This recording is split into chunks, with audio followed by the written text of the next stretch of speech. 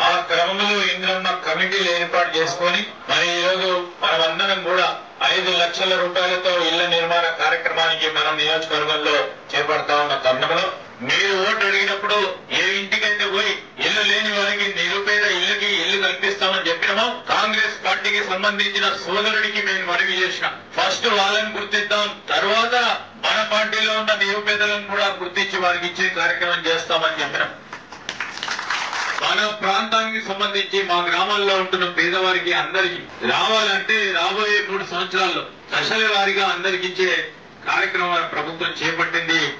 దీనికి మీ అందరికీ సహకరించమని కోరినా ఆ సహకరించే కార్యక్రమంలో నాతో పాటు నడిచిన మా మిత్రులందరికీ హృదయపూర్వకంగా కృతజ్ఞతలు తెలియజేస్తాను.